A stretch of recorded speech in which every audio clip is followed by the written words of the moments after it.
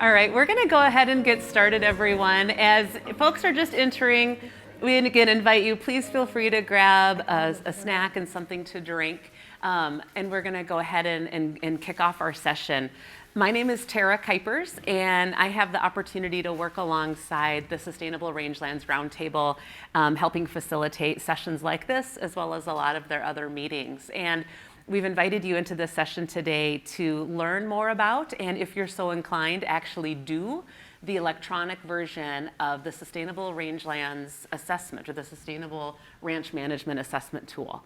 So Christy Masco is going to introduce herself and talk a little bit about the inception, the assessment, and kind of the evolution that it's gone through. And then we're going to hear from some producers who have taken it and had the opportunity to use it and think about it for their own operations. And then we have the opportunity, if you're so inclined, to grab one of the tablets that we have here, not to keep, but to use as we're not giving them away as door prizes. But we do have some tablets here that have the assessment loaded if you'd like to take the assessment today, or the instructions on how you could take it from your home or whenever you would like, from the comfort of your own devices. So we're going to get this session kicked off with Christy. So Christy, go ahead. Thanks. I'm Christy Masco. I'm the Executive Director for the Sustainable Rangelands Roundtable. The Roundtable is an open partnership with a 21-year history. The focus has been continuously on monitoring and assessment of rangeland systems, including social, ecological, and economic aspects. The Roundtable started high level looking at regional national monitoring, and when that was rolled out to producers, the question was, well, this is cool, this would be great. How can I use it on my operation? What does it mean for me? And so at that point, we segued to ranch level assessment guidebook, which is the basis for this electronic assessment as well. And we followed the same framework at the national regional level as we did at the ranch level, covering soil and water, plants and animals, delving into the socioeconomic aspects. So at the national level, that's dealing with a lot of the National Ag Statistics Service data. At the ranch level, it's the rancher's own information. We looked at productive capacities and then the legal and institutional frameworks, which also included cultural resources. This is just kind of the evolution of the Roundtable over time. I don't know if that's even readable from the back. Probably should have been 2 slides. But we moved beyond the indicators, so the things you could measure to assess sustainability. We applied them to different issues. So climate change is one that was a big deal 10 years ago, and now it's cycling back into the mainstream media. We looked at ecosystem services. We spent a lot of time with usable science, so not what do researchers think is important, what do researchers think ranchers need to know, like we're here to help and we have the answer to all your questions, but what does a producer on the ground actually want to know about? And so we did a workshop focused on usable science, and we've also done a lot of economics work, so economics of sage grouse, looking at good for the bird, good for the herd, and is that true and how true is it? So if you're adapting your management and making these accommodations to keep the bird happy and healthy, what does that mean for the rancher's bottom line? We've also done a lot of soil health work, projects down in Texas, also up in Wyoming. And then graduate students are also working with invasive species, different types of invasive species management, looking at the timing of invasive species treatment and how that affects other ecosystem services. And we're just now finishing up a book on the national level rangeland sustainability work. So we kind of went back to the beginning and pulled together all of that large-scale work, populated the indicators with data, and that'll be a book coming out from Taylor and Francis next spring. The ranch assessment, we had an array of partners from the Wyoming Business Council dealing with the business planning portion of the project.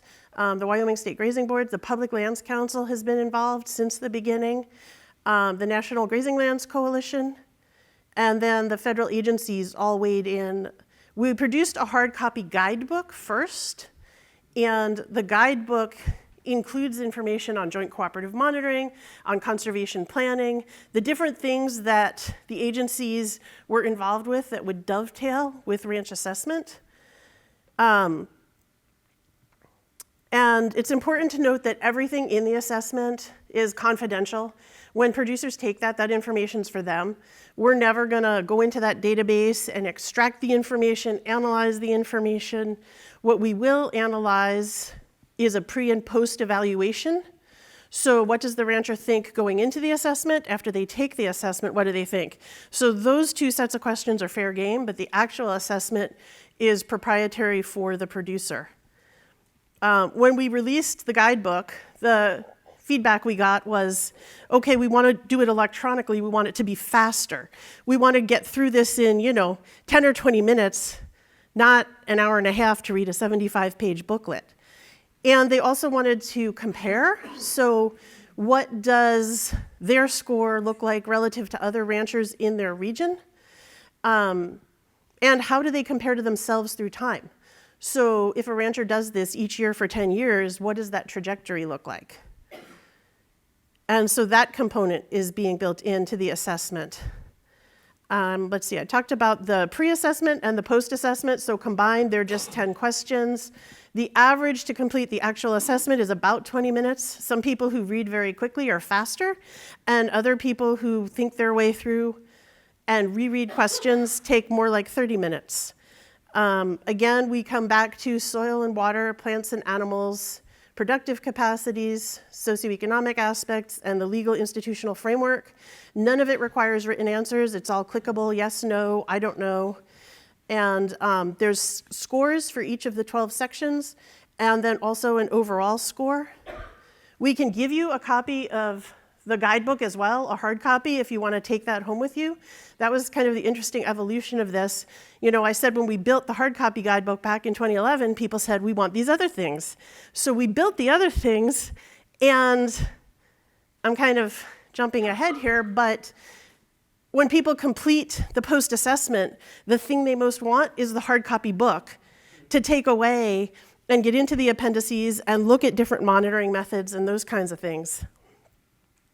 So we've done a number of focus groups and workshops. This is probably going to be one of the last in the series, but we've crossed the country, Georgia, Tennessee, South Carolina, towards the east, and then out west we've been in Idaho, Wyoming, Montana, and Texas. So the 12 sections we go through get at family resources, land management relationships and partnerships, so are you working well with agencies or maybe university extension? And then again, right, we keep coming back, soil and water, plants and animals. We look at wildlife and then the productive capacities. We spend some time on diversification, getting into the opportunities that may or may not be available for a rancher to pursue on their operation. Obviously, the primary enterprise is producing beef, but what are the other options that may be out there to sort of expand their income base and spread that risk around a little bit? These are just early results from the pre-assessment. So we asked whether people operate under a formal written business plan. Most people don't. We asked about financial monitoring using accepted financial indicators, and again, most people aren't doing that. A written grazing management plan, most people felt that they did have, and we didn't dig into what that looks like and how much detail it includes. It was just, do you have it or do you not? Are you working to conserve soils and soil stability? Most people are. Are you doing ecological monitoring? Again, most people are. And then, are you using all of this data to drive adaptive management? And most people feel like they are. The post-assessment did this highlight areas of your operation. You spent 20 minutes clicking through this. Was this useful to you? The overwhelming answer there is yes. And then we did a word cloud on comments that people could enter. They thought it was good. They thanked us for providing it. And the biggest word down there, we want the book. And then this just gets at the 7 aspects where we asked, which of these do you plan on adjusting or making improvements in after completing the assessment. And so the numbers vary, but really across the board, people are looking at digging deeper into their operations and seeing where they can make changes. And like I said, we can get you guys copies of the hard copy if you want it. I think Brenda Richards is mic'd up. She ranches in Idaho, has completed the assessment, and she was gonna share some of her perspectives after having worked through it. And as Brenda is getting set up for that, I'm just going to point out a couple of things. Christy mentioned there is the hard copy of the assessment book. We have hard copies, and we also have a downloadable PDF. So if you are interested in that and don't want to take anything more with you in your suitcase, I'm going to set these cards toward the back of the room, and you can grab one, and it gives the website as well as a QR code, and you can just go ahead and find that, download it as a PDF. But we do have hard copies for you as well. But I'm just going to set that up there as Brenda gets started. Okay, so as Christy said, I was very interested in this, and we ranch in southwestern Idaho. We have a cow-calf business, and we operate on public lands and on private lands, and our grazing association that we're in also has a couple of state land leases. So one of the things, when Christy had asked me to take this on the computer, and I went through it. At first, I was like, you know, you want to be successful. This is our business. This is our livelihood. So some of those questions, you're like, wow, I'm not doing this. And so it's one thing I want to tell you from a producer standpoint, that after I slowed down and started reflecting on it, to me, the cool thing about this is that it gets your juices flowing and it gets you to think, because there's nobody in agriculture and or any business, if you're in self-employed or in a business, any kind of business, each business model has its little unique trends, and I don't care what kind of business it is. So the cool part about this is there's a lot of questions in there. It'll ask you if you're doing anything for wildlife. As Christy indicated, it asks about your soils. It asks about your financial aspect. And you know, maybe you're good with how you're doing it, and it's not to tell you that anything you're doing is right, wrong, or indifferent, but it is to get you thinking about how sustainable is your ranch as a true business. And for me, one of the things that was really important is succession of keeping that as a working landscape, a ranch as a unit, because we're part of a community aspect. This is personal aspect for me, but that whole role in the area where we are is public lands ranching. We're in a county that's 75% federal land, 12% is state land, and then the 11% is your private. So it's all tied to this ranch and grazing capacity. So for me personally, it was really important to think about the sustainability of that as a ranching business and as part of the community. The other thing I found that was really cool is it asks you to think a little bit about how do you see yourself, in the community in comparison with your neighbors, or how are you involved in the community? Those are all important questions, when you're in this type of business, what's the give and take there. The succession thing was something else that we found, and I knew this going into the test, but when it hits you straightforward, we're a family ranch. So, those tough family questions, we're not going to sit down at the dinner table and talk about that, because somebody might get their feelings hurt. So, and I have 3 grown boys, and we all work together. They've worked on the ranch, raised on the ranch. My husband's a 4th generation rancher. So it was interesting navigating the water with them about, hey, so my sons, let's say, if you sit down, what do you bring to the table? What are your assets? And, I've got our son that works on the ranch with us. He has a culinary chef degree. He has done, God forbid he ever does it again, but cage fighting. He's a boxer. He's a very handy cowboy, and he has a business degree. So, what out of all of that does he bring to the table for the business? Well, of course, the chef deal is on my end is a high quality. But, right, yeah, and the cage fighting helps, running cattle through the chute. But what's interesting is I have 3 sons that are all raised on the ranch, all interested in it, But when you ask them to sit down and actually write down traits that they bring, you know, my youngest son says, well, Tom brings humor to the situation.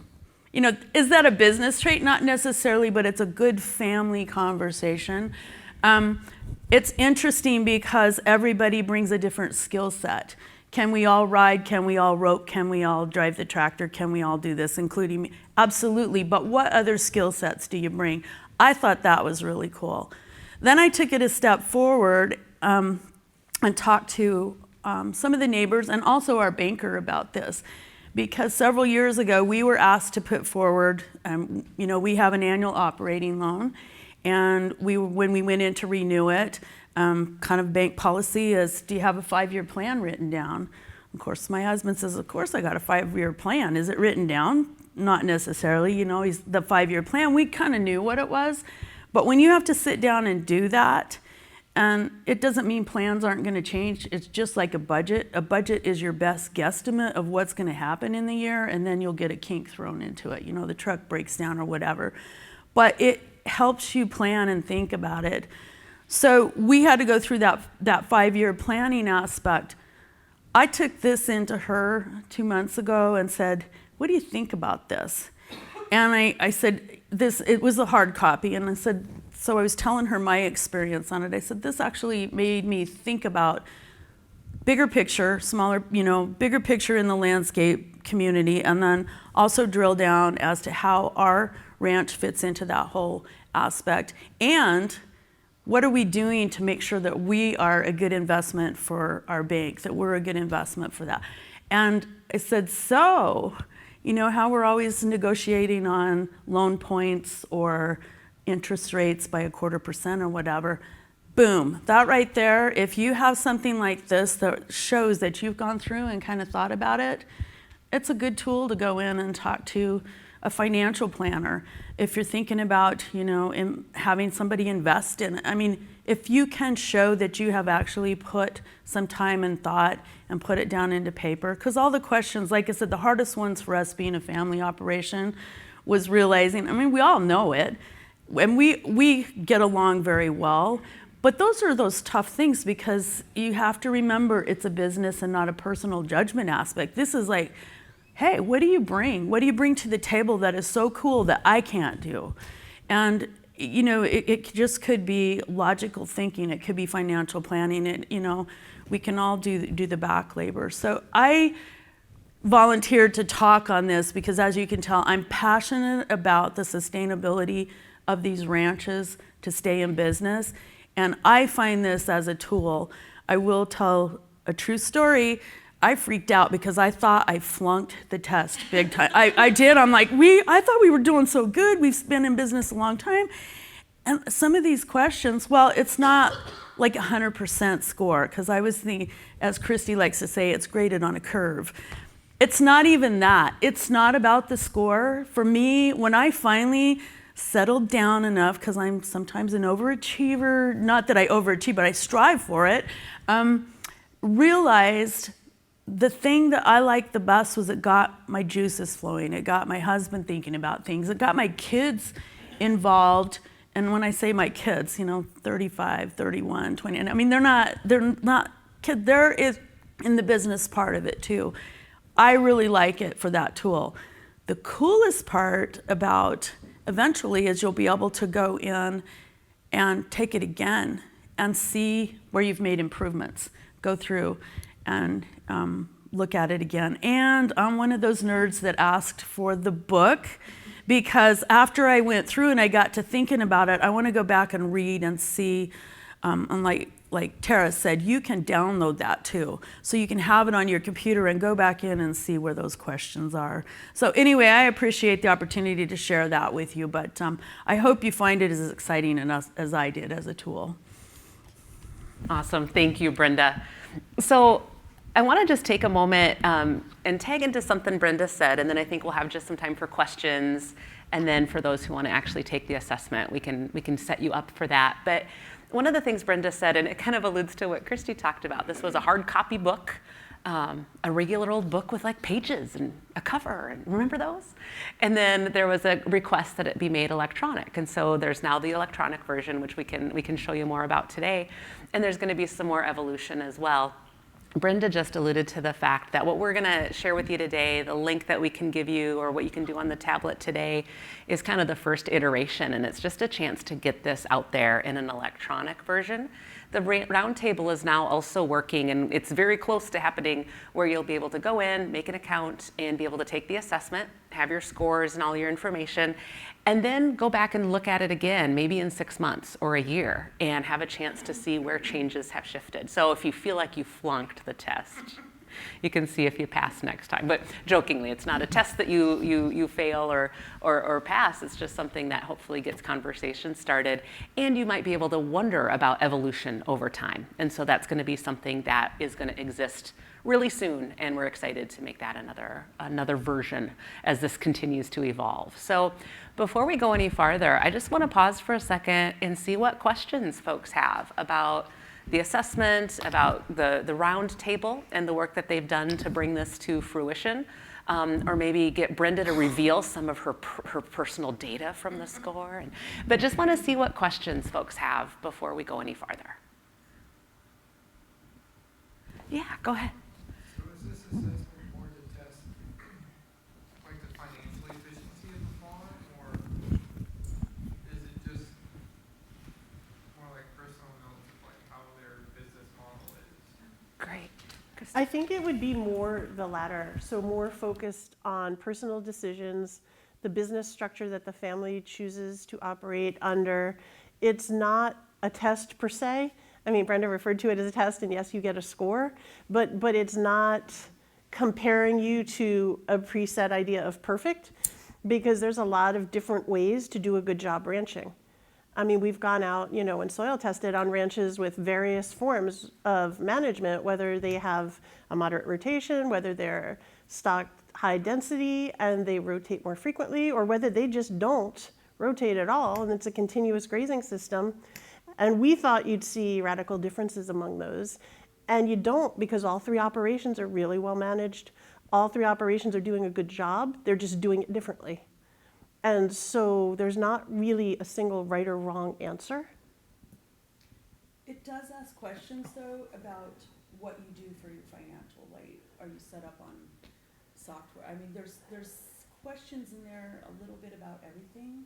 So it helps you if you don't have a business plan set up, kind of think about, or if you want to improve. Do you need to improve in the financial area?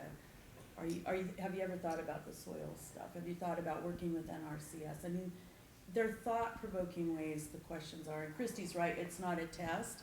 It's like, where are you in your business if it's working for you?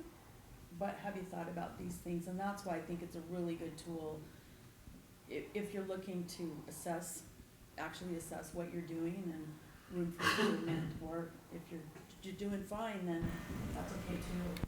I don't think there's two agricultural, well, actually, like I said, there's no two businesses that run the same. It just doesn't, everybody's got their different way of doing it, so. And the assessment changes based on your answers. So it's not that each assessment is scored out of 92. Depending on the information you put in, the best score you can get might be an 86, might be a 95. It varies based on the specifics of the operation. Does that answer your question? That's a great question. I think Thank you. a good way of thinking about it is it helps you think about things that maybe you hadn't thought about. Yeah. Go ahead. So I'm kind of curious, you branched out to other parts of the country to gather feedback, and you mentioned that nothing's going to be mined out individually, but on an aggregate level, is this assessment or this project going to be used at a grander scale in terms of maybe what University of Wyoming is going to be steering research towards, or educational type things for producers? Is it going to be used for policy influence? I mean, is there a bigger impact in mind for just than individual ranches to do an assessment?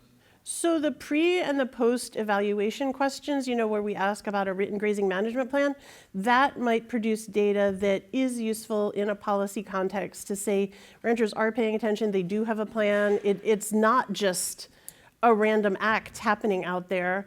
A lot more thought goes into it than what the general public might think. As far as tiering off the assessment, I think it would need to come back to us as feedback or a request from people who've completed the assessment. I mean, our intent going in was to provide something proprietary for the producers that protects their information and keeps that confidential. And so I don't have a grand plan to mine that data and use it to highlight policy needs. But if people who complete the assessment say, hey, we think this is a great way to call attention to whatever issue it might be, then at that point, maybe we can have a discussion and see what the possibilities might be, but that intent wasn't baked in on the front end. Yeah. Thank you, and it's exciting to see it out and about now in the electronic version. And I had a related question to that, which is how you are thinking about the possibility of crosswalking this to emerging kind of more beef industry activities, standards, certification programs, supply chain sort of pull programs, and if and not to open up the data that's coming in, obviously, but is there, do you think about this as a sort of foundational set of questions, or could it be, or would you want to build on it into those contexts? So we do, with the U.S. Roundtable for Sustainable Beef, since I sit on their board, prior to her change in positions, Ashley McDonald, who was their prior executive director, and I had kind of explored what compatibilities might exist, right? Because the U.S. Roundtable has the more, I would say, high-level kind of cursory assessment that builds off the learning modules.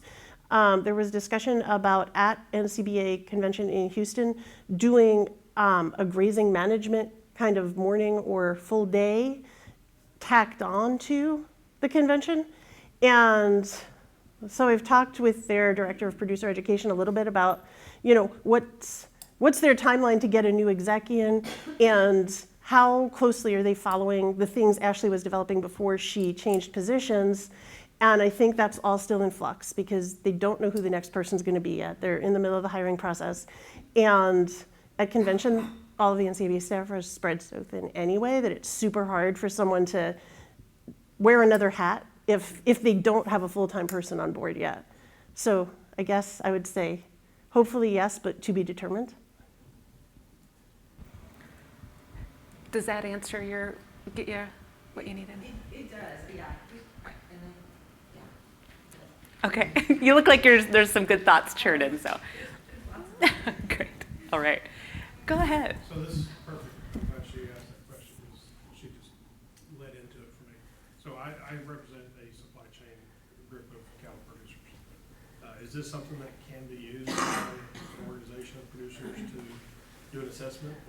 And then can they print out the results? Yeah, so when you complete the assessment at the end, you get an email that has your specific results. So you can click a link and go back in and see how you answered each question. And you can also... Not yet. No, you get that email now. The email happens now. I haven't tested that part. I wasn't aware of that. Cool. So anyway, you'll get that email. You can do it that way. You could also potentially, and again, this would be like between the ranchers or between your supply chain group, if you wanted to use this in a business-to-business sense and say, hey, all of our producers have completed this.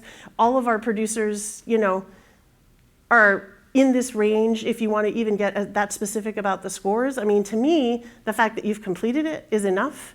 But if the relationship you're in, with your buyers or whatever requires you to produce a score, you'll certainly have that capability. Okay, and so that's open source, so to speak. That wouldn't be a problem for a cattleman's group to use that. Great question.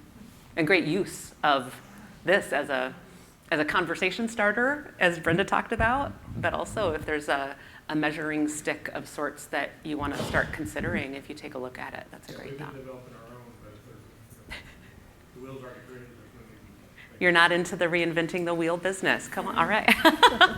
Awesome. We will, but if not, Excellent. Are there other questions or things that are even bubbling up for folks as you think about other applications or opportunities that assessment like this might create? Okay. Well, here's what I want to ask you to do. For anyone that truly wants to just hang out, I think we're the only room in this facility that is offering shots. And so if you guys want if you guys want to hang out, like I mentioned, we have a number of tablets that are set up. If you just want to hang out, if you want to, hide from somebody and just chill out in here, you're welcome to take the assessment right here. And we'll get it just takes a second for us to flip that on.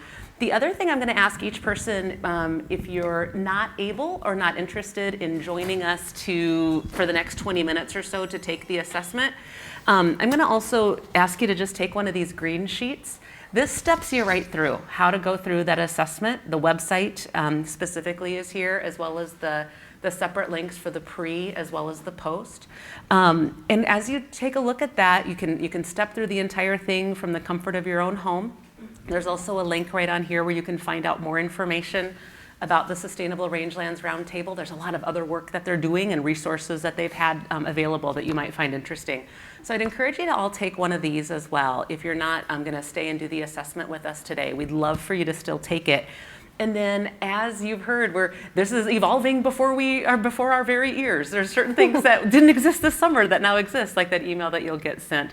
So as you may look at this, maybe doing this right when you get home, or maybe putting it on the shelf and looking at it after the first of the year, when you go back to that website, you're going to have, hopefully, I guess maybe in January, February, sometime soon, where we talked about being able to make that account and be able to take that account setup step. So I'm going to leave these in the back of the room, but I would invite you to just stick around if you're so inclined to take the assessment. We'd love to put our purple and blue tablets to use. So, but I'll make sure you guys grab one of these for anybody that needs to take off. So, are there any follow-up questions or anything else we can share with you about the assessment before we invite anyone to take a stab at it? Go ahead. Yeah, go ahead. I guess another question, can the questions be altered to fit more specific livestock producers, like targeted grazing? We don't have an intention at this point in time to alter this set of questions. We've developed what I would call companion questions for different processes. So sage grouse is a big issue out west. It kind of went away for a little while in the last administration, coming back again strong in this administration. And so we have a sage grouse habitat version of this that'll take people through sage grouse habitat specific questions. And with the same intent, are there things that are an easy lift that you could be doing that you're not? Or have you already, done everything and you guys are providing great sage-grouse habitat and that assessment will document that? And again, self-assessment, right? So it's not someone coming out to your place to say, yes, you are, or no, you're not. So, if you get your responses back and you want to customize and tier off of this to build other questions, there's that possibility, but we wouldn't necessarily do that programming for you unless it was, a grant project funded kind of situation.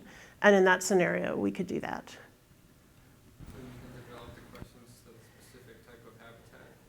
Mm-hmm. Tailored in that direction. Yeah.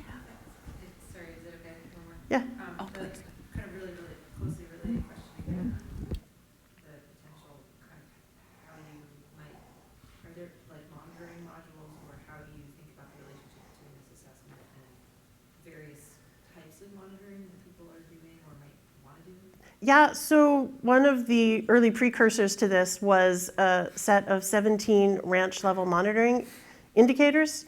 So how would you monitor riparian habitat? And again, soil, water, vegetation, productive capacities. Nels Hansen sitting in the back was one of the early presenters on the values of implementing this kind of monitoring.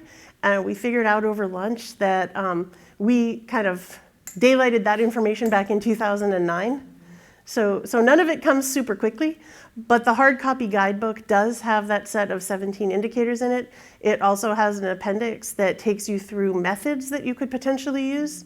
And that's not to say those are the only methods, but it's just kind of a starter kit, right, for someone who isn't monitoring and wants to get started and wants to do it in a way that they don't need a crew of 6 people out there helping them. They still might want, technical assistance in some form or fashion, but we tried to keep it as simple as possible so that a rancher could do it on their own and do it in a reasonable amount of time. Great questions. These are awesome questions that, about the application of how this assessment can be used, but also just some of the future evolutions that we might be considering and seeing. So thank you for these thoughtful questions. I've got Yeah, one please. other question. Just thinking about, how you made a comment, about possibly having used the producer group say, all the members score at least this level or higher. Yeah. Is it set up in such a way that, honesty is paramount, obviously, but is it set up in such a way that it can kind of ferret through if somebody's trying to inflate their score? I think it would be challenging to do that, and I say that only because some of the folks working for us went through the assessment and their goal was to get the highest score possible. Like their goal was to, let's pick the best answer every time and game the system. Right, exactly, that's where I'm going with that. And I think Can you do that? so you can do it, but I think, and I mean, Tara and Tim did this, so I think it took them a couple runs through to even optimize their score, because it's just not really designed to do that, right? You want it to be an honest self-assessment, because at the end of the day, you're really, the way we built it, lying to yourself or not. In your scenario, right, lying to the other members of the group, and that's a different thing. Right, yeah. But we didn't, plan for verification. And maybe that's like another step, that your group would need if you feel like you have some people prone to exaggeration responding. Well, there's people that are human. Right. When you add $1 to it, Right. The score has been a matter of many conversations because, right, y'all per se wanted a score. But generally the scores seem to be a little bit lower than what you would generally expect on a American scoring scale, right? And so it's problematic because at the end a lot of people go, well, hell, my score was low, what was yours? And that really wasn't the point of it, but people wanted a score. So it's kind of confusing because it's a self-assessment and there are some things that maybe are out of your control that you're getting scored on negatively, but they're out of your control. For instance, I think we had a gentleman that had inherited a ranch, bought a ranch, came into a ranch that was in extremely poor condition. When he took the assessment, I think he actually got a negative score. At least that's what he said. And so, but he was obviously being honest, right? And so, once again, that's it would be, to Christy's point, kind of hard to police that. is there a way to set it up as like a heat map rather than a score? It just shows you kind of the better you are, the more green you get, the worse you are. A smiley, frowny face. So the one that the U.S. Roundtable on Sustainable Beef has put together, I don't think gives you a numeric score, but it gives you a little half circle. Yeah. And so you're red, you're yellow, you're green. I was in on development. And so, we looked at trying to do the same thing just for consistency's sake. And we haven't gotten it done yet because with Ashley's departure from U.S. Roundtable, the part we weren't clear on with the little arrows in, green, red, yellow is, are they pointing to a specific place or are they just pointing to generically red, green, yellow? So you're really getting one of 3 scores. Or is it actually sensitive across the 180-degree spectrum? So if I could add something here, is I totally get what you're coming from, and that's a value added, like we're in a GAP program, so it would be something similar if you score between this. The honesty aspect, like for us, is, like Christy said, you can blow smoke into your screen and get a good score, but who are you hurting? On that, if there's $1 attached to it, I hesitate on red, green, and yellow because it's the same like when I freaked out because I didn't get a 90 percentile or whatever. Those scoring things, but maybe there's something where the people, you get several people you do know will answer honestly and have a range or something. But I guess this is cool that there's other ways to look at it. Like I love your targeted grazing, and to me that's exciting. So I think that that's potential, but also these questions that are right here are to get your juices flowing, and it certainly should be adaptable. But back to what Tim said too, we had somebody take it in Idaho, and she happened, a good friend of mine, and she says, well, what if the answer is sometimes? And the question, it's very relative because it was time and money. And sometimes they do it on a good year because the cash flow is there. So Tim, what was our answer? Was if it's sometimes, or maybe it was Christy, if it's sometimes, the answer is yes. Because you're trying to do it if all the stars align. And so that's something else when you're going through it. And I would really encourage you, if you could, to take it today, just to because you can go and do it again. But that's something to think about too. But I love that thought.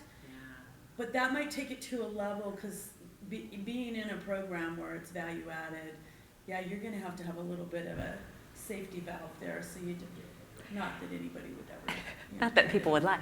Well, and it's also that idea that it is truly self-report. And so whether it's to actually measure someone's score, or to identify areas where improvement can happen, or deeper conversations can happen, or education and intervention can happen. So, Mr. Hansen, you even stood up, man. Hey.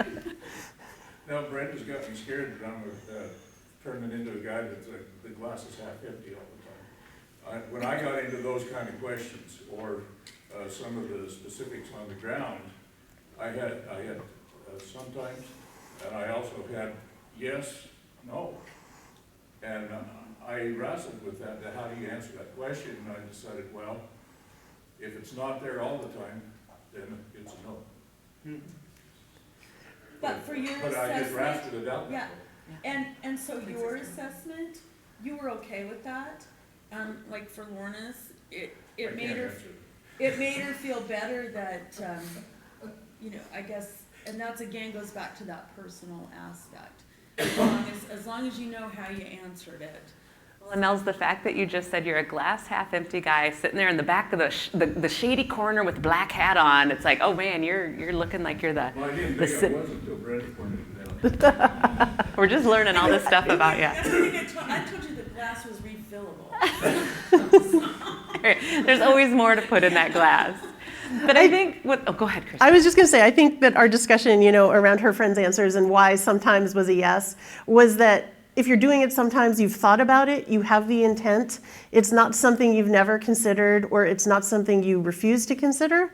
It's, the potential's there if conditions allow you to do it. And so to me, that's a yes. Your head's in the game and you want to do it, you just don't know if you can do it, which is different than you never thought about it, or you're not going to do it. Yeah. Some of the stuff I ran into is with the diversity on our outfit. Yeah. You can't do it all at once. It's got to come in stages. Nels has a very large place, so when he talks about the diversity, it's no joke. Well, and I'll just tell too, earlier today, there was a gentleman who took the assessment, sat down and took it, and he got done, and he went, I kind of thought I'd have a higher score. I think he had a typical Brenda reaction. And we talked a little bit about the fact that it isn't a 100% means you're good or 0% means you're bad. It's just areas where sustainability needs can be uncovered. And we talked about that a little bit. And I said, so why do you think you had, whatever his score was, 57%. And I said, well, why do you think that is? And he said, well, I've never once talked to my son or my son-in-law or the people taking over the ranch. I've never once talked to them a damn word about what's going to happen when I die. And I said, well, that's maybe a clue. I'm not Sherlock Holmes, but that might be a clue. And so we had a good laugh. But usually, right? Brenda talked about, when you're not maybe having those hard conversations, or if there's an area of financial management that you just haven't kept on top of for whatever reason. And so I think sometimes this is about that self-assessment and self-report. the conversation starter opportunities, and maybe it just puts into black and white things that you probably already know are areas for improvement and areas maybe that need to be addressed. So we had a good conversation about that today, but it's the similar theme. So, okay, yeah. So I'm from the Northeast and full disclosure, Vermont, although I used to work on the ranch in Wyoming. Do you have, with your wealth of knowledge of other self-assessment tools that are kind of getting at that same thing, is there anyone who's doing it for, in the Northeast, are there any partners or any system that you know that is, I can imagine that if I took this, it would not be that relevant. So we tried to revise this to be applicable coast to coast, border to border. And I'm sure that, someone who had done the process right in reverse and built it in the Northeast and then tried to modify it coast to coast, border to border, right? It might be stronger in the Northeast. I don't know of a tool developed specifically for that geography, but I would encourage you to take this one and see how close we came and where you feel we missed. We've had some feedback that water management in the Southeast is different and not fully represented in the questions we ask, that there are just opportunities here that are impossibilities in the West. And so they just weren't ever part of the question frame. So you may encounter that kind of thing, but maybe you'll get through it and think, nah, not perfect, but I have some good ideas. There's something from Florida, but again, that's like a different enough context that it's very, yeah. Like one of the big things from Archibald. Yeah, when she said Northeast, I came up empty. I think some organic farming kinds of things, but. I did talk to a gentleman in the last couple of hours, maybe just an hour ago, and he was from Virginia, and it sounded like he was doing something pretty similar in Virginia, so we're getting closer to the Northeast. We went from Florida to Virginia. Crawling up the eastern seaboard for you. All right, well, we're going to be able to continue some of these conversations if anyone wants to just chat a little bit more with Christy. And again, we'll get these tablets set up for anybody who wants to take the assessment. We're excited to have a few more folks try it out. If you are a farm or ranch operator and you have a ranch that you're going to take this with that property in mind, that's great. If you're just curious about this and want to kind of take a fictional look at, some random that you just want to answer it just to kind of test it out a little bit, you're welcome to do that too. It asks for your zip code, and you can just put all zeros or all nines in there, and it won't, we just ask that as part of the verification that we know it's a real human and not a robot taking this. So you're welcome to just put that in. Exactly. So before we hand out these tablets, thank you so much for attending, for the great conversations, the great questions, and we'll get these set up for those who can stay. If not, there's some handouts in the back. So thank you so much.